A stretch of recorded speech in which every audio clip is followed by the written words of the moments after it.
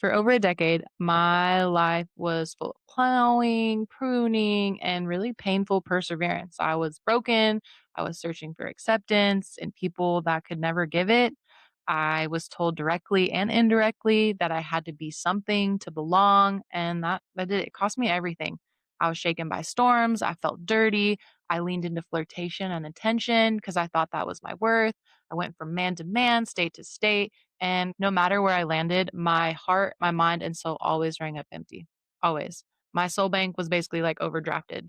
And I gave my hearts, and you guys will think that's just funny, but to pirates, hunters of pleasure, gluttons of excess, drunk on distraction. Yeah, that's kind of how I put them. And they were drugs. There were drugs.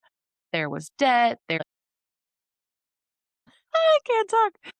And there was a lifestyle that told me this is all you're good for, And don't get me wrong, there were moments where it looked glamorous, but stolen goods never satisfy.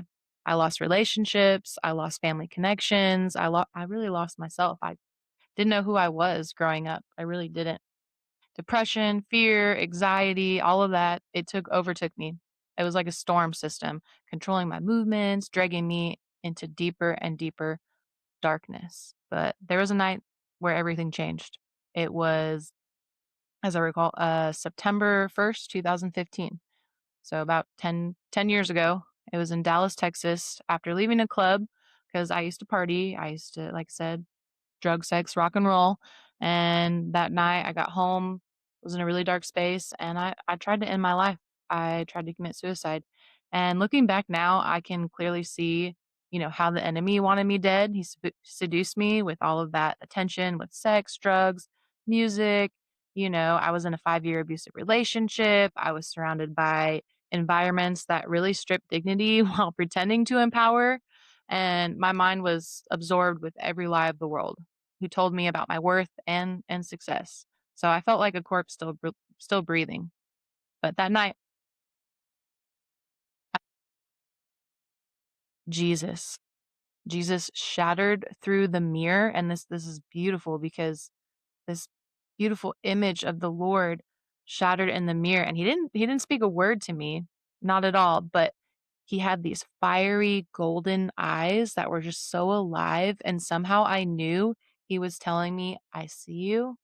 I'm here for you. I love you. You will not perish, and that everything's going to be okay." And man, that just led to more, rescue and redemption. I still had to fight to live after that. I mean, I had that experience, and then, he stepped in, he saved me, but then I had to keep fighting for my life. I left the abusive relationship. My family showed up.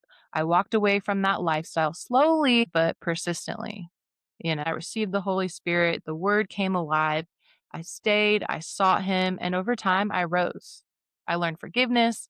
I found freedom. I reconciled with my family, especially father figures, because I didn't really have a stable one growing up, but I learned to forgive my biological father through that. I learned to treasure, family, faith, and freedom. I served in prisons. I served youth camps, mission trips. I went back to school, y'all. I earned my bachelor's, and then I went back and earned my master's. I became an educator, a teacher, a wife, a daughter restored, a woman of God, still being shaped though, guys.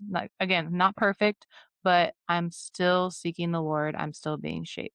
So that true treasure that we're talking about, that treasure isn't money, it isn't attention, it isn't success. True treasure is Jesus. And somehow he treasured us so much that he died so that we could live. That's true wealth.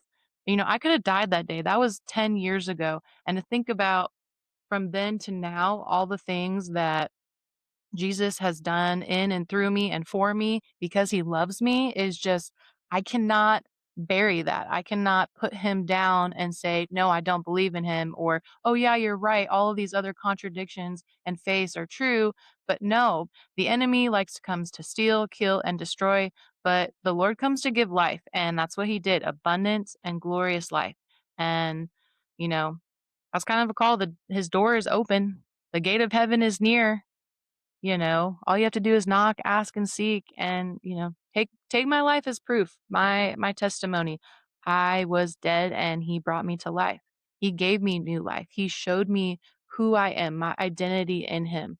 He didn't just cast me aside and call me unworthy. No, he called me worthy, and I'm a beautiful, cherished daughter of the King of Kings. And I stand by that. And I am in a place now where, not everything is perfect. We're still working out our own salvation, and that's okay.